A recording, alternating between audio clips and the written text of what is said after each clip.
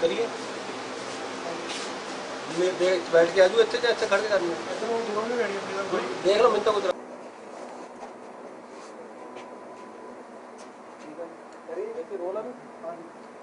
हर चीज़ परिवार को दे रहे हैं, एक परिवार को नौकरी दे रहे हैं।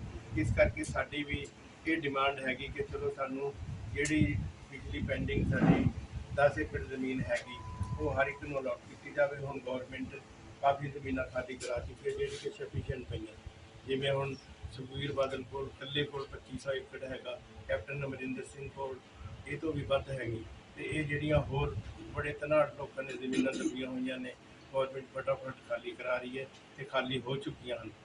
3300 एकड़ जमीन खाली हो चुकी तो ये 5000 एकड़ जमीन खाली कराने के लगी हुई है। तो हुण सानू ये गोल्डन चांस है कि गौरमेंट कोल भी अपॉर्चुनिटी है कि उन्होंने जी पेंडिंग डिमांड ओल्ड सोल्जर्स जोड़े कि लड़ाई में शहीद हुए ने, कोई उदा छिटपुट घटना भी नहीं, एक्चुअल वार जी कि फुल स्केल वार सी, जे ये शहीद ना होंदे तां कंट्री का पासा होर बदल सकता सीगा। इस करके इन्हां शहीदां नूं जिन्हां ने लड़ाई दे विच अजकल तो बॉडी भी घर आ रही है, उदों 62 65 71 दे विच किसी परिवार की बॉडी घर नहीं आउंदी सी, किसी परिवार बॉडी नहीं देखी। तो इस करके ये जिहड़ी डिमांड है फुलफिल होनी चाहिए।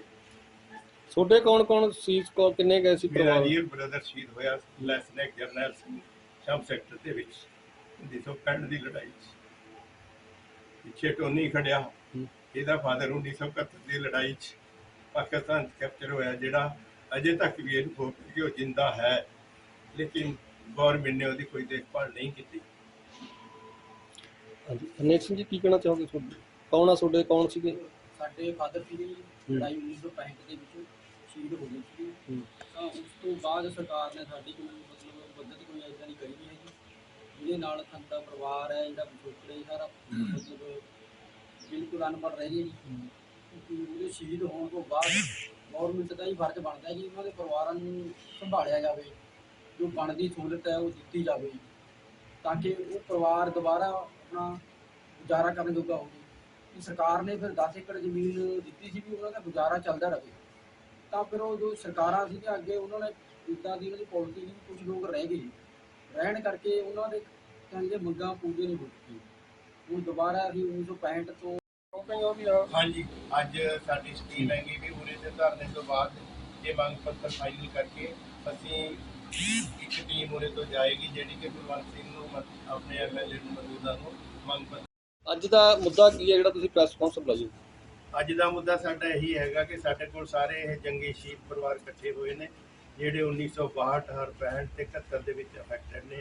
ਇਹਨਾਂ ਦੇ ਕੋਈ ਨਾ ਕੋਈ ਕਿਸੇ ਦਾ ਫਾਦਰ ਕਿਸੇ ਦਾ ਗ੍ਰੈਂਡਫਾਦਰ ਇਸ ਲੜਾਈ ਵਿੱਚ ਸ਼ਹੀਦ ਹੋਇਆ, ਜਿਹੜਾ ਕਿ ਇਹਨਾਂ ਦੀ ਜ਼ਮੀਨ ਅਜੇ ਤੱਕ ਗੌਰਮੈਂਟ ਨੇ ਜਿਹੜੀ ਨੋਟੀਫਿਕੇਸ਼ਨ ਕੀਤੀ ਹੋਈ ਹੈ 1976 'ਚ ਕਿ ਅਸੀਂ 10-10 ਏਕੜ ਜ਼ਮੀਨ ਹਰ ਪਰਿਵਾਰ ਨੂੰ ਦਿਆਂਗੇ।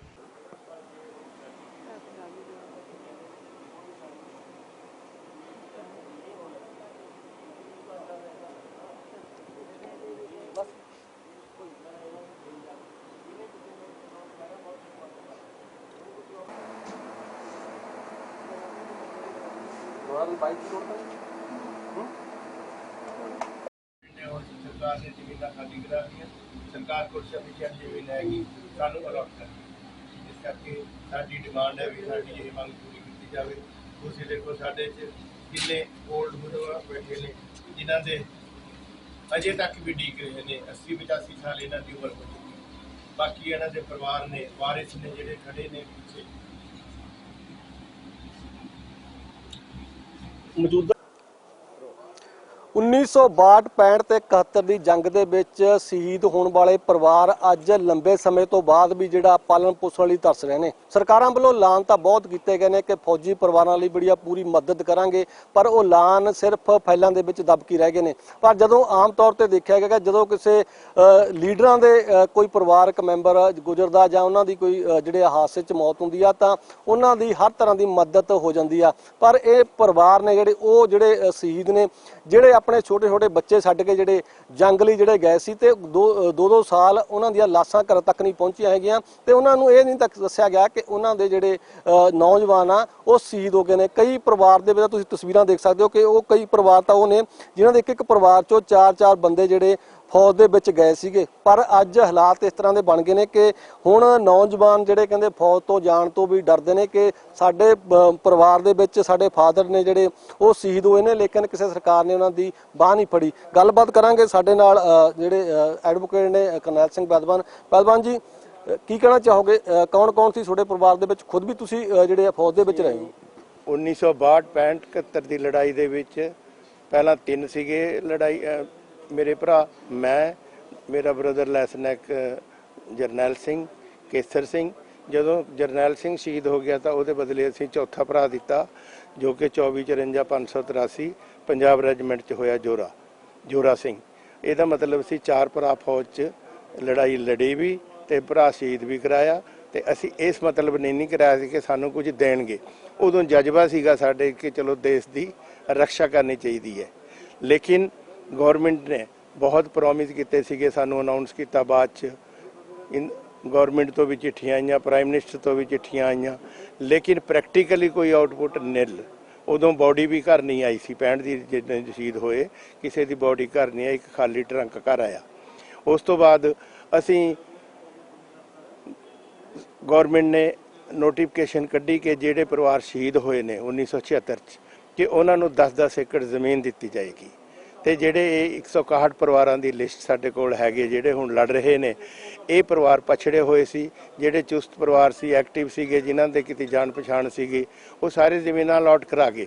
ਇਹ ਪਰਿਵਾਰ ਉਦੋਂ ਤੋਂ ਹੀ ਜ਼ਮੀਨਾਂ ਨੂੰ ਆਪਣਾ ਤਰਸ ਰਹੇ ਹੈ। ਜੇ ਕਿਤੇ ਅਸੀਂ ਸੈਨਿਕ ਵੈਲਫੇਅਰ ਆਫੀਸਰਸ ਕੋਲ ਜਾਂਦੇ ਸੀਗੇ, ਈਵਨ ਮੈਂ ਆਪ ਪ੍ਰੈਕਟੀਕਲੀ, ਰੋਪੜ ਸਾਡਾ ਜ਼ਿਲ੍ਹਾ ਸੀਗਾ ਉਦੋਂ, ਮੈਂ ਸੈਨਿਕ ਵੈਲਫੇਅਰ ਕੋਲ ਗਿਆ ਕਿ ਸਾਡੇ ਜ਼ਿਲ੍ਹੇ ਦੇ ਕਿੰਨੇ ਸ਼ਹੀਦ, ਉਹ ਕਹਿੰਦਾ ਮੈਨੂੰ ਤਾਂ ਵੀ ਪਤਾ ਨਹੀਂ।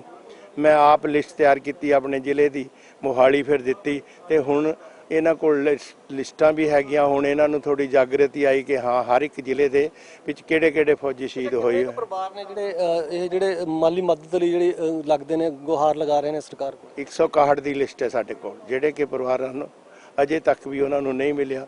ਕਈ ਤਾਂ ਉਹਦੇ 'ਚ ਮਰ ਚੁੱਕੇ ਜਿਹੜੇ ਐਕਚੁਅਲੀ ਸੀਗੀ, ਕੋਈ ਵਾਈਫ ਸੀਗੀ, ਕੋਈ ਭਰਾ ਸੀਗਾ, ਕੋਈ ਸੀਗੇ, ਲੇਕਿਨ ਉਹਨਾਂ ਦੇ ਬੱਚੇ, ਪੋਤੇ, ਦੋਤੇ ਉਹ ਅੱਜ ਵੀ ਤਰਸ ਰਹੇ ਨੇ। ਤੇ ਇਸ ਲਈ ਕੋਸ਼ਿਸ਼ ਕਰ ਰਹੇ ਹਾਂ ਕਿ ਸਾਨੂੰ 10 ਏਕੜ ਜ਼ਮੀਨ ਦਿੱਤੀ ਜਾਵੇ। ਜਦੋਂ ਕਿ ਸਾਨੂੰ ਧਰਨਾ ਵੀ ਲਾਉਣਾ ਪਿਆ ਸੀ 2016 'ਚ, ਪਟਿਆਲੇ ਧਰਨਾ ਸ਼ੁਰੂ ਕੀਤਾ ਸੀਗਾ। ਪਟਿਆਲੇ ਤੋਂ ਧਰਨਾ ਚੱਕ ਕੇ ਅਸੀਂ ਆਪਣਾ ਬਾਦਲ ਸਾਹਿਬ ਦੀ ਕੋਠੀ ਦੇ ਮੂਹਰੇ ਲਾਇਆ।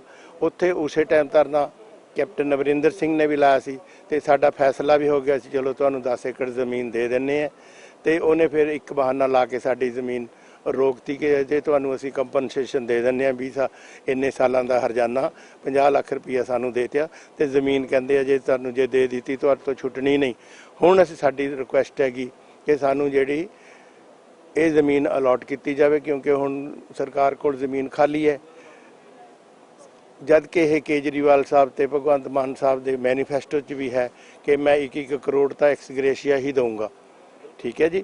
ਤੇ ਉਹਦੇ ਨਾਲ ਤੇ 10 ਏਕੜ ਜ਼ਮੀਨ ਇਹਨਾਂ ਦੀ ਇੰਟੈਕਟ ਪਈ ਹੈ, ਜਿਹੜੀ ਕਿ ਅਸੀਂ ਚਾਹੁੰਦੇ ਹਾਂਗੇ ਕਿ ਸਾਰੀ ਜ਼ਮੀਨ ਇਹਨਾਂ ਨੂੰ ਦਿੱਤੀ ਜਾਵੇ ਜੀ। ਬਿਲਕੁਲ। ਹੋਰ ਪਰਿਵਾਰ ਨੇ? ਹਾਂਜੀ, ਕੀ ਨਾਮ ਆਪਣਾ?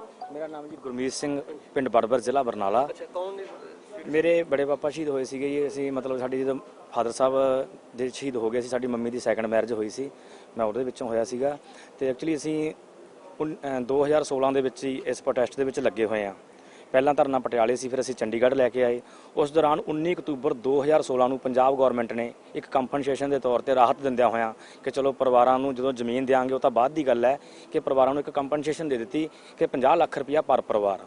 ਉਸ ਸਮੇਂ ਭਗਵੰਤ ਮਾਨ ਸਾਹਿਬ ਵੀ ਸਾਡੇ ਨਾਲ ਧਰਨੇ ਤੇ ਆ ਕੇ ਬੈਠੇ ਸੀ, ਕੈਪਟਨ ਸਾਹਿਬ ਵੀ ਧਰਨੇ ਤੇ ਬੈਠੇ ਸੀ, ਬਾਦਲ ਸਾਹਿਬ ਦੀ ਸਰਕਾਰ ਸੀ 2016 ਦੇ ਵਿੱਚ। ਉਹਨਾਂ ਨੇ 50 ਲੱਖ ਰੁਪਇਆ ਪਰ ਪਰਿਵਾਰ ਸਹਾਇਤਾ ਰਾਸ਼ੀ ਅਨਾਉਂਸ ਕਰ ਦਿੱਤੀ, ਪਰ ਜਿਹੜੀ ਕਿ ਬੜਾ ਹੀ ਤਰਲਿਆਂ ਮਿੰਟਾਂ ਦੇ ਨਾਲ ਕੁਝ ਪਰਿਵਾਰ ਹਾਲੇ ਵੀ ਰਹਿੰਦੇ ਹਨ, ਕਿਸੇ ਦੀਆਂ 2 ਕਿਸ਼ਤਾਂ ਪਈਆਂ, ਕਿਸੇ ਦੀਆਂ 3 ਪਈਆਂ। ਪਰ ਤੁਹਾਨੂੰ ਲੱਗਦਾ ਕਿ 50 ਲੱਖ ਬਹੁਤ ਸੀ, ਕਿਉਂਕਿ ਪਰਿਵਾਰ ਐਡਾ ਵੱਡਾ ਹੋ ਗਿਆ ਸੀ ਕਿ ਉਹਦੇ ਵਿੱਚ ਉਹਨਾਂ ਨੂੰ ਕਿਤੇ 2-2 ਲੱਖ ਰੁਪਇਆ ਮਤਲਬ ਮਸਾ ਮੁਸ਼ਕਲ ਦੇ ਨਾਲ ਮਿਲਿਆ ਪਹੁੰਚਿਆ ਹੋਣਾ? ਨਹੀਂ, ਬਿਲਕੁਲ ਜੀ। ਇਹ ਕੋਈ ਜਿਹੜੀ ਸਹਾਇਤਾ ਰਾਸ਼ੀ ਆ ਕੋਈ ਮਾਇਨੇ ਨਹੀਂ ਦਿਖਾਉਂਦੀ, ਕਿਉਂਕਿ 53 ਸਾਲ ਦੇ ਬਾਅਦ ਜੇ ਪਰਿਵਾਰਾਂ ਨੂੰ ਕੁਝ ਮਿਲਿਆ ਤਾਂ 50 ਲੱਖ ਰੁਪਇਆ ਪਰ ਪਰਿਵਾਰ, ਉਹ ਵੀ ਕਿਸੇ ਨੂੰ ਘੱਟ ਕਿਸੇ ਨੂੰ ਵੱਧ। ਹਾਲਾਂਕਿ ਉਸ ਸਮੇਂ ਮੇਰੀ ਖੁਦ ਦੀ 5 ਜਨਵਰੀ 2017 ਨੂੰ ਰੈਸਟ ਹਾਊਸ ਚੰਡੀਗੜ੍ਹ ਵਿਖੇ ਕੇਜਰੀਵਾਲ ਸਾਹਿਬ ਨਾਲ ਮੀਟਿੰਗ ਹੋਈ ਸੀ, ਜਿਹੜੀ ਕਿ 1 ਘੰਟਾ ਚੱਲੀ ਸੀ। ਅਸੀਂ ਉਹਨਾਂ ਨੂੰ ਇੱਕ ਮੰਗ ਪੱਤਰ ਵੀ ਦਿੱਤਾ ਸੀ। ਉਹਦੇ ਵਿੱਚ ਕੇਜਰੀਵਾਲ ਸਾਹਿਬ ਨੇ ਸਾਡੇ ਨਾਲ ਵਾਅਦਾ ਕੀਤਾ ਸੀ ਕਿ ਨਹੀਂ ਉਹ ਮੇਰੇ ਕੋਲ ਤਸਵੀਰ ਹੈਗੀ ਹੈ ਜੀ, ਉਹ ਤੁਹਾਨੂੰ ਤਸਵੀਰ ਦੇ ਦਿਆਂਗੇ ਅਸੀਂ, ਤੇ ਅਸੀਂ ਉਹ ਤੁਹਾਨੂੰ ਤਸਵੀਰ ਦਿਖਾ ਦਿੰਦੇ ਜੀ। ਉਸ ਸਮੇਂ 5 ਜਨਵਰੀ ਪਹਿਲਾਂ ਦੀ ਮਤਲਬ ਹਾਂਜੀ 5 ਜਨਵਰੀ 2017 ਨੂੰ ਜਦੋਂ ਅਸੀਂ ਉਹਨਾਂ ਨੂੰ ਮਿਲੇ ਸੀਗੇ ਤਾਂ ਉਹਨਾਂ ਨੇ ਜਿਹੜੀ ਸਾਡੀ ਮਤਲਬ ਡਿਮਾਂਡ ਹੈ ਉਹ ਆਪਣੇ ਮੈਨੀਫੈਸਟੋ ਵਿੱਚ ਵੀ ਪਾਈ ਸੀ। ਤੇ ਮੈਂ ਤੁਹਾਨੂੰ ਤਸਵੀਰ ਦਿਖਾ ਦਿੰਦਾ, ਮੇਰੇ ਕੋਲ ਮੋਬਾਈਲ ਦੇ ਵਿੱਚ ਉਹ ਤਸਵੀਰ ਹੈਗੀ ਹੈ ਜੀ ਕਿ ਜਦੋਂ ਅਸੀਂ ਇਹਨਾਂ ਨੂੰ ਮਿਲੇ ਹਾਂ, ਇਹ ਮੇਰੀ ਤਸਵੀਰ ਹੈਗੀ ਹੈ ਜੀ।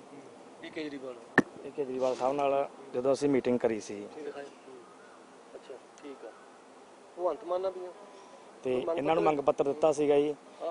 ਉਸ ਸਮੇਂ ਭਗਵੰਤ ਮਾਨ ਸਾਹਿਬ ਨੂੰ ਵੀ ਮੰਗ ਪੱਤਰ ਦਿੱਤਾ ਸੀ ਜੀ, ਤੇ ਉਸ ਸਮੇਂ ਕੇਜਰੀਵਾਲ ਸਾਹਿਬ ਨੂੰ ਵੀ ਮੰਗ ਪੱਤਰ ਦਿੱਤਾ ਸੀ। ਇਹ ਸਾਡੇ ਕੋਲ ਤਸਵੀਰਾਂ ਮੌਜੂਦ ਨੇ। ਉਸ ਸਮੇਂ ਕੇਜਰੀਵਾਲ ਸਾਹਿਬ ਨੇ ਸਾਡੇ ਨਾਲ ਵਾਅਦਾ ਕੀਤਾ ਸੀ ਕਿ ਜੋ ਸਰਕਾਰ ਤੁਹਾਨੂੰ ਕੰਪਨਸੇਸ਼ਨ ਦੇ ਰਹੀ ਹੈ, ਜੋ ਰਾਹਤ ਦੇ ਰਹੀ ਹੈ, ਤੁਸੀਂ ਇਹਨਾਂ ਉੱਤੋਂ ਲਓ। ਜਦੋਂ ਸਾਡੀ ਸਰਕਾਰ ਆਊਗੀ ਅਸੀਂ 1 ਕਰੋੜ ਰੁਪਇਆ ਪਰ ਪਰਿਵਾਰ ਨੂੰ ਕੰਪਨਸੇਸ਼ਨ ਦੇਵਾਂਗੇ, ਪਲੱਸ ਜਿਹੜੀ ਉਹਨਾਂ ਦੀ 10 ਏਕੜ ਜ਼ਮੀਨ ਆ ਉਹ ਵੀ ਦੇਵਾਂਗੇ। ਕਿਉਂਕਿ ਜਿਹੜੀ ਪੁਰਾਣੀ ਸਰਕਾਰ ਸੀ ਉਹਨਾਂ ਨੇ ਸਾਨੂੰ ਇੱਕ ਬਹਾਨਾ ਲਾ ਦਿੱਤਾ ਕਿ ਸਰਕਾਰ ਕੋਲੇ ਜ਼ਮੀਨ ਆ ਜਿਹੜੀ ਅਵੇਲੇਬਲ ਨਹੀਂ ਹੈਗੀ, ਇਸ ਕਰਕੇ ਉਹਨਾਂ ਨੇ ਸਾਨੂੰ 50 ਲੱਖ ਰੁਪਇਆ ਕੰਪਨਸੇਸ਼ਨ ਦਿੱਤੀ, ਜਿਹੜੀ ਕਿ ਪੂਰੀ ਵੀ ਨਹੀਂ ਮਿਲੀ। ਪਰ ਹੁਣ ਇੱਕ ਪੂਰੇ ਪੰਜਾਬ ਨੂੰ ਜਿੱਦਾਂ ਕਹਿ ਦਈਏ ਕਿ ਇੱਕ ਆਸ ਦੀ ਕਿਰਨ ਜਾਗੀ ਹੈ ਆਪ ਦੀ ਸਰਕਾਰ ਤੋਂ, ਪੰਜਾਬ ਨੂੰ ਰੰਗਲਾ ਬਣਾਉਣ ਦੀ, ਲੋਕਾਂ ਦੇ ਹਿੱਤ ਦੀ ਗੱਲ ਕਰਨ ਦੀ, ਲੋਕਾਂ ਨੂੰ ਹੱਕ ਦੇਣ ਦੀ। ਤਾਂ ਅਸੀਂ ਵੀ ਆਸ ਕਰਦੇ ਹਾਂ ਕਿ ਹੁਣ ਜਿਹੜੇ ਸਾਡੇ ਮੁੱਖ ਮੰਤਰੀ ਹੈਗੇ ਮਾਨਯੋਗ ਭਗਵੰਤ ਮਾਨ ਜੀ, ਅਸੀਂ ਸਾਰੇ ਪਰਿਵਾਰਾਂ ਵੱਲੋਂ ਉਹਨਾਂ ਦੀ ਆਵਾਜ਼ ਚੱਕਦੇ ਹਾਂ ਕਿ ਜਿਹੜੀ ਸਾਡੀ ਮੰਗ ਹੈ ਉਹਨੂੰ ਜਲਦੀ ਤੋਂ ਜਲਦੀ ਪੂਰਾ ਕੀਤਾ ਜਾਵੇ।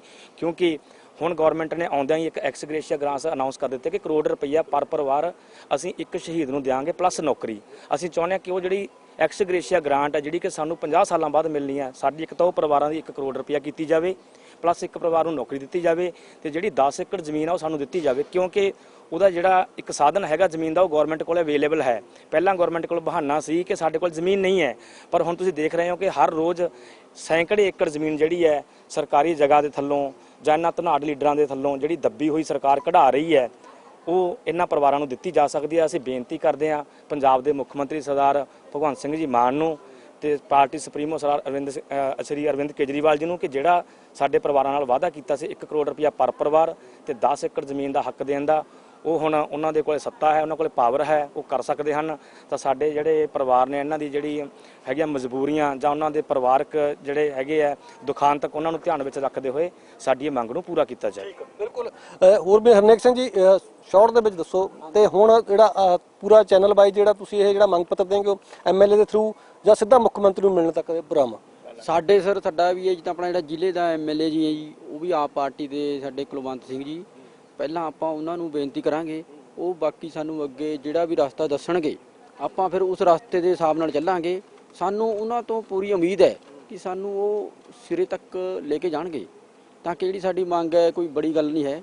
ਕਿਉਂਕਿ 53 ਸਾਲ ਬਾਅਦ ਤਾਂ ਬੰਦਾ ਤਾਂ ਕਹਿੰਦੇ ਨੇ ਰੂੜੀ ਦੀ ਵੀ ਕਿਸਮਤ ਬਦਲ ਜਾਂਦੀ ਹੈ। ਇਹ ਤਾਂ ਹੁਣ ਸ਼ਹੀਦ ਪਰਿਵਾਰ ਹੈ ਜੀ, ਇਹਨਾਂ ਦੀ ਕਿਸਮਤ ਤਾਂ ਗਵਰਨਮੈਂਟ ਨੂੰ ਤਕਰੀਬਨ ਬਦਲਣੀ ਹੀ ਚਾਹੀਦੀ ਹੈ। ਠੀਕ ਆ, ਬਿਲਕੁਲ ਵੱਡੀ ਗੱਲ ਆ ਕਿ ਜਿਹੜਾ ਸਰਕਾਰ ਵੱਲੋਂ ਜਿਹੜਾ ਹੁਣ ਤੱਕ ਦੇ ਕਹਿੰਦੇ ਵਾਅਦੇ ਬਹੁਤ ਕੀਤੇ ਗਏ ਨੇ, ਪਰ ਉਮੀਦਾਂ ਸਰਕਾਰ ਤੋਂ ਬਹੁਤ ਨੇ ਕਿ ਸਰਕਾਰ ਇਹਨਾਂ ਸ਼ਹੀਦ ਪਰਿਵਾਰਾਂ ਤੇ ਉਹਨਾਂ ਦੇ ਵਾਰਸਾਂ ਦੀ ਜਿਹੜੀ ਆ ਸੁਣਵਾਈ ਕਰੂਗੀ। ਬਹੁਤ ਨੇ ਜਿਹੜੇ ਇਸ ਤਰ੍ਹਾਂ ਦੇ ਪਰਿਵਾਰ ਨੇ ਜਿਨ੍ਹਾਂ ਦੇ ਘਰ ਦਾ ਜਿਹੜਾ ਗੁਜ਼ਾਰਾ ਬਹੁਤ ਮੁਸ਼ਕਲ ਨਾਲ ਹੋਇਆ, ਕਹਿੰਦੇ ਦਿਹਾੜੀਆਂ ਕੀਤੀਆਂ ਨੇ, ਦਿਹਾੜੀਆਂ ਕਰਕੇ ਬੱਚਿਆਂ ਦਾ ਜਿਹੜਾ ਪੇਟ ਪਾਲਿਆ ਤੇ ਕਿਸੇ ਤਰ੍ਹਾਂ ਉਹਨਾਂ ਨੂੰ ਜਿਹੜਾ ਆਪਣੇ ਪੈਰਾਂ ਤੇ ਖੜਾ ਕਰਨ ਜੋਗਾ ਛੱਡਿਆ। ਪਰ ਸਰਕਾਰਾਂ ਵੱਲੋਂ ਜਦੋਂ ਐਲਾਨ ਕਰਦੇ ਨੇ ਤਾਂ ਦੁੱਖ ਕਹਿੰਦੇ ਤਕਲੀਫ ਬਹੁਤ ਹੁੰਦੀ ਆ ਕਿ ਫੌਜੀਆਂ ਲਈ ਕਿਉਂ ਸਰਕਾਰ ਦੇ ਜਿਹੜੇ ਇਹ ਵਾਅਦੇ ਵਫਾ ਨਹੀਂ ਹੁੰਦੇ ਹੈਗੇ। ਕਿਉਂਕਿ ਇੱਕ ਫੌਜੀ ਆ ਜਿਹੜਾ ਆਪਣੇ ਪਰਿਵਾਰ ਦੇ ਨਾਲ ਸਰਹੱਦ ਤੇ ਰਹਿ ਕੇ ਦੇਸ਼ ਦੀ ਵੀ ਰਾਖੀ ਕਰਦਾ, ਜਦੋਂ ਸ਼ਹੀਦ ਹੁੰਦਾ ਤੇ ਉਸ ਤੋਂ ਬਾਅਦ ਪਰਿਵਾਰ ਕਿਸੇ ਕੰਡੇ ਨਹੀਂ ਲੱਗਦਾ, ਨਾ ਉਹਨਾਂ ਦੇ ਕੋਈ ਰਿਸ਼ਤੇਦਾਰ ਸੁਣਾਈ ਕਰਦੇ ਨੇ, ਜਿਸ ਦੇ ਚੱਲਦੇ ਪੀੜਤ ਪਰਿਵਾਰ ਪੂਰੀ ਜ਼ਿੰਦਗੀ ਜਿਹੜਾ ਆਪਣੀ ਬਦਹਾਲੀ ਦੇ ਵਿੱਚ ਜ਼ਿੰਦਗੀ ਜਿਉਣ ਲਈ ਮਜਬੂਰ ਹੁੰਦਾ। ਇਸ ਕਰਕੇ ਬਹੁਤ ਸਾਰੇ ਨੌਜਵਾਨ ਕਹਿੰਦੇ ਸਾਡੇ ਇਸ ਕਰਕੇ ਭਰਤੀ ਤੋਂ ਜਿਹੜੇ ਪਾਸਾ ਪਲਟ ਰਹੇ ਨੇ ਕਿ ਉਹਨਾਂ ਦੇ ਸ਼ਹੀਦਾਂ ਨੂੰ ਜਾਂ ਉਹਨਾਂ ਦੇ ਪਿਤਾ ਨੂੰ ਹਲੇ ਤੱਕ ਉਸੇ ਤਰ੍ਹਾਂ ਦਾ ਜਿਹੜਾ ਇਨਸਾਫ ਨਹੀਂ ਮਿਲਿਆ ਜਿਸ ਤਰ੍ਹਾਂ ਦਾ ਮਿਲਣਾ ਚਾਹੀਦਾ। ਬੇਸ਼ੱਕ ਇਹਨਾਂ ਨੂੰ ਗਰਵ ਆ ਕਿ ਸਾਡਾ ਕੋਈ ਪੁੱਤ ਆ ਜਾਂ ਸਾਡਾ ਕੋਈ ਪਤੀ ਆ ਦੇਸ਼ ਦੀ ਜਿਹੜਾ ਸਰਹੱਦੀ ਰਾਖੀ ਹੋਇਆ ਸ਼ਹੀਦ ਹੋਇਆ। ਕੁਝ ਹੋਰ ਪੀੜਤ ਪਰਿਵਾਰ ਨੇ, ਬਜ਼ੁਰਗ ਵੀ ਨੇ ਜਿਹੜੇ 80 ਸਾਲ ਦੇ ਹੋ ਗਏ। ਅਸੀਂ ਪਹਿਲਾਂ ਉਹਨਾਂ ਨਾਲ ਵੀ ਗੱਲਬਾਤ ਕਰਦੇ ਹਾਂ, ਉਹਨਾਂ ਦਾ ਕੀ ਕਹਿਣਾ ਤੇ ਕਿਵੇਂ ਉਹਨਾਂ ਨੇ ਆਪਣੀ ਇਸ ਜ਼ਿੰਦਗੀ ਬਸਰ ਕੀਤੀ ਆ। ਬਿਲਕੁਲ ਇਹ ਤੁਹਾਨੂੰ ਜਿਹੜੇ ਆ ਫੌਜ ਦੇ ਵਿੱਚ ਪੀੜਤ ਪਰਿਵਾਰਾਂ ਦੀ ਕਹਾਣੀ ਦਿਖਾ ਰਹੇ ਹਾਂ। ਤੇ ਉਹਦੇ ਨਾਲ ਸਾਡੇ ਨਾਲ ਇੱਕ ਮਾਤਾ ਜੀ ਆ ਜਿਨ੍ਹਾਂ ਦੇ ਜਿਹੜੇ ਪਤੀ ਨੇ ਉਹ ਵੀ ਜਿਹੜੇ ਜੰਗ ਦੇ ਵਿੱਚ ਸ਼ਹੀਦ ਹੋ ਗਏ ਸੀ। ਜਿਹੜੇ ਚੜ੍ਹਦੀ ਉਮਰ ਸੀ ਹਲੇ ਉਹਨਾਂ ਦੀ ਸਿਰਫ ਸਾਲ 2 ਸਾਲ ਦਾ ਬੱਚਾ ਸੀਗਾ। ਹੱਥ ਦੇ ਵਿੱਚ ਤਸਵੀਰ ਫੜੀ ਹੋਈ ਆ, ਤੁਹਾਨੂੰ ਤਸਵੀਰਾਂ ਦਿਖਾਉਂਦੇ ਆ। ਪਹਿਲਾਂ ਮਾਤਾ ਜੀ ਕੀ ਨਾਮ ਆ? ਮੇਰਾ ਸਵਰਨ ਕੌਰ। ਕਦੋਂ ਸ਼ਹੀਦ ਹੋਏ ਸੀਗੇ? ਕੀ ਨਾਂ ਤੁਹਾਡੇ ਪਤੀ ਦਾ? ਜਦ ਪੁੱਤੋ ਚੀਨ ਦੀ ਲੜਾਈ ਲੱਗੀ ਆ ਅੱਛਾ। ਜਦ ਸਾਨੂੰ 1 ਸਾਲ ਨਹੀਂ ਦੱਸਿਆ ਉਹਨਾਂ ਨੇ, ਸਾਲ ਬਾਅਦ ਦੱਸਿਆ। ਫਿਰ ਉਹ ਵੀ ਥਾਣੇ ਮੈਂ ਚਿੱਠੀ ਆਈ ਵੀ ਲਾਪਤਾ ਵੀ ਹੈ ਨਹੀਂ, ਆਏ ਗਿਆ ਉਹਨਾਂ ਨਾਲ। ਕਿੰਨੇ ਬੱਚੇ ਸੀਗੇ ਜਦੋਂ ਸ਼ਹੀਦ ਹੋ ਗਏ ਸੀ? ਇੱਕੋ ਮੁੰਡਾ ਹੈ, ਇੱਕੋ ਮੁੰਡਾ 2-2.5 ਸਾਲ ਦਾ। ਕਿਵੇਂ ਕੱਢੀ ਤੁਸੀਂ ਜ਼ਿੰਦਗੀ? ਕਿਵੇਂ ਕੱਢੀ? ਬਹੁਤ ਮੁਸ਼ਕਲ ਹੋਇਆ। ਵੀ ਹੁਣ ਔਖਾ ਕੱਟਣੀ ਪੈਂਦੀ ਹੈ, ਵੀ ਤਾਂ ਪੈਂਦੀ ਫਿਰ ਕੱਟਣੀ ਪੈਂਦੀ ਹੈ। ਕਿਸੇ ਹੋਰ ਰਿਸ਼ਤੇਦਾਰਾਂ ਨੇ ਕੋਈ ਬਾਹ ਫੜੀ ਆ ਕੇ ਮਦਦ ਕਰੀ? ਕੋਈ ਰਿਸ਼ਤੇਦਾਰ ਮੇਰੇ ਭਾਈ ਹੈਗੇ ਤੇ ਭਾਈ ਆ ਜਾਂਦੇ ਤੇ ਮੇਰੇ ਕੋਲ। ਹੁਣ ਵਿਚਾਰੇ ਉਹ ਵੀ ਮਰ ਗਏ, ਭਾਈ ਵੀ ਮਰ ਗਏ ਤੇ। ਕਿਵੇਂ ਪੜ੍ਹਾਈ ਕਰਾਈ ਬੱਚਿਆਂ ਨੂੰ? ਬੜਾ ਔਖਾ। ਕਿਵੇਂ ਪੜਾਇਆ? ਦਿਹਾੜੀ ਕੀਤੀਆਂ? ਦਿਹਾੜੀਆਂ ਗਏ ਲੋਕਾਂ ਨੇ 5-5 ਰੁਪਏ ਪਰ ਦਿਹਾੜੀ ਕਰਨੀ, ਲੋਕਾਂ ਨੇ ਭਾਂਡੇ ਮਾਂਜਣੇ ਜਾ ਕੇ, ਤਾਂ ਪੈਸੇ ਦਿੰਦੇ ਤੇ। ਹੁਣ ਇਹਨਾਂ ਦੀ ਯਾਦ ਲਈ ਤੁਹਾਡੇ ਕੋਲ ਕੱਲੀ ਤਸਵੀਰ ਬਚੀ ਆ ਜਾਂ ਹੋਰ ਵੀ ਕੁਝ ਹੈਗਾ ਇਹਨਾਂ ਦੀ ਯਾਦ ਦੇ ਵਿੱਚ? ਕੋਈ ਹੈਗਾ ਸੀਗਾ? ਕਿਆ ਕੁਝ ਚੀਜ਼ਾਂ ਸੀਗੀਆਂ, ਮਤਲਬ ਕੋਈ ਯਾਦਾਸ਼ਤ ਲਈ ਕੋਈ ਚੀਜ਼ਾਂ ਹੋਣਗੀਆਂ ਇਹਨਾਂ ਕੋਈ ਦੀਆਂ? ਚੀਜ਼ ਨਹੀਂ ਹੈਗੀ ਆ, ਕੁਛ ਨਹੀਂ, ਕੋਈ ਕੱਪੜਾ ਵੀ ਨਹੀਂ ਕੋਈ ਆਇਆ, ਕੋਈ ਜੁੱਤੀ ਆਦੀ ਕੋਈ ਚੀਜ਼ ਨਹੀਂ ਆਈ। ਬਾਹਰ ਤੇ ਕਹਿੰਦੇ ਵੀ ਬੀਤਰੇ ਆਉਂਗੇ, ਬੀਤਰਾ ਵੀ ਨਹੀਂ ਆਇਆ, ਕੁਛ ਨਹੀਂ ਆਇਆ ਹੈਗਾ। ਅੱਛਾ, ਸਰਕਾਰਾਂ ਵੱਲੋਂ ਬੜਾ ਐਲਾਨ ਕੀਤਾ, ਕੋਈ ਮਦਦ ਮਿਲੀ ਸਰਕਾਰ ਵੱਲੋਂ? ਸਰਕਾਰ ਆਈ ਤੇ ਹੁਣ ਪੈਸੇ ਦਿੱਤੇ ਹੀ ਦਿੱਤੇ, ਹੁਣ ਹੋਰ ਨਹੀਂ ਕੁਛ ਦਿੱਤਾ। 10-10 ਏਕੜ ਜ਼ਮੀਨ ਕਹਿੰਦੇ ਸੀ। ਕਹਿੰਦੇ ਤੇ ਫਿਰ ਜ਼ਮੀਨ ਵੀ ਨਹੀਂ ਦਿੱਤੀ। ਉਮੀਦ ਹੈਗੀ ਆ ਉਹ ਜ਼ਮੀਨ ਪਾਈ, ਹੁਣ ਗੈਰ ਦੇ ਬੰਦੇ ਖਾਸੇ ਤੇ ਸਾਰਿਆਂ ਨਾਲ ਜਵਾਬ ਦੇਤਾ, ਵੀ ਮੈਂ ਵੀ ਜਵਾਬ ਦੇਤਾ, ਜਿੰਨੇ ਬੰਦੇ ਹੈਗੇ ਤੇ ਨਾ ਉੱਥੇ। ਹੁਣ ਨਵੀਂ ਸਰਕਾਰ ਆਈ ਆ, ਭਗਵੰਤ ਮਾਨ ਸਰਕਾਰ, ਉਮੀਦ ਹੈਗੀ ਆ ਕਿ ਸਾਨੂੰ ਜ਼ਮੀਨ ਮਿਲ ਜੂਗੀ? ਹੁਣ ਹੈਗੀ ਉਮੀਦ? ਜ਼ਮੀਨ ਆ ਸਾਨੂੰ ਪੈਸੇ ਦੇ ਦੇਵੋ, ਜ਼ਮੀਨ ਕਿੱਥੋਂ ਜਾਓਗੇ? ਹੁਣ ਕੀ ਨਾ ਜਾਣਾ, ਮੁੰਡਾ ਨੇ ਆਣਾ। ਜ਼ਮੀਨਾਂ ਖਾਲੀ ਕਰਾ ਰਹੇ ਨਾ ਪੰਚਾਇਤਾਂ, ਜ਼ਮੀਨਾਂ ਬਹੁਤ ਸਾਰੀਆਂ ਜਿਹੜੀਆਂ ਹੋ ਨੇ, ਕਿਉਂਕਿ ਪਰਿਵਾਰ ਹੁਣ ਇਹ ਆ ਵੀ ਜੇ ਮਿਲਦੀ ਆ ਤਾਂ ਘੱਟੋ ਘੱਟ ਪਾਲਣ ਪੋਸ਼ਣ ਜਾਂ ਹੋਰ ਕਿਸ ਤਰ੍ਹਾਂ ਜਿਹੜੇ ਬੱਚਿਆਂ ਦੀ ਹੋਰ ਪਰਵਰਿਸ਼ ਚੰਗੀ ਤਰ੍ਹਾਂ ਹੋ ਸਕਦੀ ਹੈ। ਫਿਰ ਉਹ ਲੜਾਈਆਂ ਹੁੰਦੀਆਂ, ਕੀ ਬਹਿੰਦਣੇ ਜ਼ਮੀਨਾਂ ਕੀ ਨਾ ਛੱਡਣੀਆਂ। ਮਤਲਬ ਤੁਹਾਨੂੰ ਲੱਗਦਾ ਕਿ ਹੁਣ ਬੱਚੇ ਜਿਹੜੇ ਫੌਜ ਜਾ ਰਹੇ ਨੇ, ਹੁਣ ਜਿਹੜੇ ਨਵੇਂ ਬੱਚੇ ਨੇ ਉਹ ਆ ਤੁਹਾਡੇ ਪਰਿਵਾਰ ਸ਼ਹੀਦ ਦਾ ਪਰਿਵਾਰ ਆ, ਬੱਚੇ ਜਾ ਰਹੇ ਨੇ ਫੌਜ ਦੇ ਵਿੱਚ? ਹਾਂ, ਫੌਜ ਜਾ ਰਹੇ ਨੇ ਤੁਹਾਡੇ ਬੱਚੇ? ਫੌਜ ਮੈਂ ਨਹੀਂ ਗਿਆ, ਨਹੀਂ। ਕਿਉਂ? ਉਹ ਕਹਿੰਦੇ ਮੇਰੇ ਬਾਪ ਉੱਧਰ ਮਾਰ ਗਿਆ, ਮੈਂ ਨਹੀਂ ਜਾਣਾ। ਅੱਛਾ, ਮੁੰਡਾ ਮੰਨਦੇ ਨਹੀਂ। ਹਾਂ, ਬਿਲਕੁਲ। ਤੁਸੀਂ ਤਸਵੀਰ ਦੇਖੀ ਆ ਕਿ ਕਿਸ ਤਰ੍ਹਾਂ ਜਿਹੜੇ ਇਹ ਜਿਹੜੇ ਬੱਚੇ ਨੇ, ਮਾਤਾ ਜੀ ਨੇ ਉਹ ਕਹਿੰਦੇ ਬੱਚੇ ਨੇ ਜਿਹੜੇ ਹੁਣ ਜਿਹੜੇ ਉਹਨਾਂ ਦੇ ਪੋਤੇ ਨੇ ਜਾਂ ਅੱਗੇ ਜਿਹੜੇ ਉਹ ਫੌਜ 'ਚ ਜਾਣ ਲਈ ਜਿਹੜੇ ਤਿਆਰ ਨਹੀਂ। 80 ਸਾਲ ਕਰੀਬ ਮਾਤਾ ਜੀ ਦੀ ਜਿਹੜੀ ਉਮਰ ਹੋ ਚੁੱਕੀ ਆ। ਤੇ ਇਸ ਤਰ੍ਹਾਂ ਹੋਰ ਬਹੁਤ ਸਾਰੇ ਜਿਹੜੇ ਪੀੜਤ ਪਰਿਵਾਰ ਨੇ ਉਹ ਵੀ ਇਹੀ ਗੱਲ ਕਰ ਰਹੇ ਨੇ ਕਿ ਘੱਟੋ ਘੱਟ ਜਿਹੜੀਆਂ ਜਦੋਂ ਫੌਜ 'ਚ ਜਾਂਦਾ ਬੰਦਾ ਤਾਂ ਇਸ ਉਮੀਦ ਨਾਲ ਜਾਂਦਾ ਕਿ ਉਹ ਦੇਸ਼ ਦੀ ਜਿਹੜਾ ਸਰਹੱਦਾਂ ਤੇ ਖੜ ਕੇ ਰਾਖੀ ਕਰੂਗਾ, ਉੱਥੇ ਸ਼ਹੀਦੀ ਵੀ ਪ੍ਰਾਪਤ ਕਰਦਾ, ਤਾਂ ਉਹਨੂੰ ਕਿਸੇ ਤਰ੍ਹਾਂ ਦਾ ਅਫਸੋਸ ਨਹੀਂ ਹੁੰਦਾ। ਪਰ ਅਫਸੋਸ ਇਸ ਗੱਲ ਦਾ ਕਿ ਪਿੱਛੇ ਪਰਿਵਾਰ ਆ ਜਿਹੜਾ ਪੂਰੀ ਤਰ੍ਹਾਂ ਰੁਲ ਜਾਂਦਾ, ਕੋਈ ਉਹਨਾਂ ਦੀ ਬਾਂਹ ਫੜਨ ਲਈ ਤਿਆਰ ਨਹੀਂ। ਸਰਕਾਰਾਂ ਦਾਅਵੇ ਬਹੁਤ ਕਰਦੀਆਂ ਨੇ ਕਿ ਅਸੀਂ ਸ਼ਹੀਦ ਪਰਿਵਾਰਾਂ ਲਈ ਇਹ ਕਰਾਂਗੇ ਉਹ ਕਰਾਂਗੇ, ਪਰ ਮਿਲਦਾ ਕੁਛ ਨਹੀਂ। ਪਿਛਲੇ ਲੰਬੇ ਸਮੇਂ ਤੋਂ ਇਹ ਪਰਿਵਾਰ ਨੇ ਜਿਹੜੇ 161 ਦੇ ਕਰੀਬ ਪਰਿਵਾਰ ਆ ਜਿਹੜਾ ਸੰਘਰਸ਼ ਕਰ ਰਿਹਾ। ਤੇ ਕਿਉਂਕਿ ਸਰਕਾਰਾਂ ਵੱਲੋਂ ਐਲਾਨ ਕੀਤਾ ਗਿਆ ਸੀ ਕਿ ਸ਼ਹੀਦ ਪਰਿਵਾਰਾਂ ਨੂੰ 10-10 ਏਕੜ ਜਿਹੜੀ ਜ਼ਮੀਨ ਉਹ ਮੁਹੱਈਆ ਕਰਵਾਈ ਜਾਊਗੀ। ਉਸ ਤੋਂ ਬਾਅਦ ਉਹਨਾਂ ਨੂੰ ਧਰਨੇ ਪ੍ਰਦਰਸ਼ਨ ਬਹੁਤ ਲਾਏ ਗਏ ਪਰ ਨਹੀਂ ਸੁਣਵਾਈ ਹੋਈ। ਹੁਣ ਦੁਬਾਰਾ ਪੀੜਤ ਪਰਿਵਾਰਾਂ ਵੱਲੋਂ ਇਕੱਲੇ ਨੂੰ ਜਾ ਕੇ ਜਿਹੜੇ ਪਹਿਲਾਂ ਕੇਜਰੀਵਾਲ ਸੀਗੇ ਉਹਨਾਂ ਨੂੰ ਜਿਹੜਾ ਮੰਗ ਪੱਤਰ ਦਿੱਤਾ ਗਿਆ ਸੀ, ਮੁੱਖ ਮੰਤਰੀ ਭਗਵੰਤ ਮਾਨ ਨੂੰ ਮੰਗ ਪੱਤਰ ਦਿੱਤਾ ਗਿਆ, ਉਹਨਾਂ ਨੇ ਵਿਸ਼ਵਾਸ ਵੀ ਦਿਵਾਇਆ ਸੀ ਕਿ ਅਸੀਂ ਤੁਹਾਡਾ ਮਸਲੇ ਹੱਲ ਕਰਾਂਗੇ। ਹੁਣ ਭਗਵੰਤ ਮਾਨ ਦੀ ਸਰਕਾਰ ਵੀ ਆ ਤੇ ਉਹਨਾਂ ਵੱਲੋਂ ਜਿਹੜਾ ਸ਼ਹੀਦ ਪਰਿਵਾਰਾਂ ਨੂੰ 1 ਕਰੋੜ ਰੁਪਇਆ ਦੇਣ ਦਾ ਐਲਾਨ ਕੀਤਾ, ਕੁਝ ਪਰਿਵਾਰਾਂ ਨੂੰ ਜਿਹੜੀਆਂ ਮਾਲੀ ਮਦਦ ਕੀਤੀ ਵੀ ਆ। ਤੇ ਹੁਣ ਉਮੀਦ ਇਹ ਕੀਤੀ ਜਾ ਰਹੀ ਆ ਕਿ ਇਹਨਾਂ ਪਰਿਵਾਰਾਂ ਦੀ ਵੀ ਜਿਹੜੀ ਸਰਕਾਰ ਬਾਂਹ ਫੜੂਗੀ ਤਾਂ ਕਿ ਇਹਨਾਂ ਦੇ ਬੱਚੇ ਵੀ ਜਿਹੜੇ ਪੂਰੀ ਤਰ੍ਹਾਂ ਜ਼ਿੰਦਗੀ ਆਪਣੀ ਪੂਰੇ ਜਿਹੜੇ ਚੰਗੀ ਪੜ੍ਹਾਈ ਕਰ ਸਕਣ, ਚੰਗਾ ਪਾਲਣ ਪੋਸ਼ਣ ਕਰ ਸਕਣ ਤੇ ਆਪਣੇ ਜਿਹੜੇ ਸ਼ਹੀਦ ਪਰਿਵਾਰਾਂ ਤੇ ਆ ਜਿਹੜੇ ਸ਼ਹੀਦ ਉਹਨਾਂ ਦੇ ਪਿਤਾ ਹੋਏ ਨੇ ਉਹਨਾਂ ਤੇ ਮਾਣ ਵੀ ਮਹਿਸੂਸ ਕਰ ਸਕਣ। ਉਹਨਾਂ ਨੂੰ ਡਰ ਆ, ਕਹਿੰਦੇ ਬਹੁਤ ਸਾਰੇ ਇਸੇ ਕਾਰਨ ਬੱਚੇ ਜਿਹੜੇ ਫੌਜ 'ਚ ਡਰਨ ਤੋਂ ਵੀ ਡਰਦੇ ਨੇ। ਮੋਹਾਲੀ ਤੋਂ ਗੁਰਦੀਪ ਬੈਨੀਪਾਲ, ਡੇਲੀ ਪੋਸਟ ਪੰਜਾਬੀ।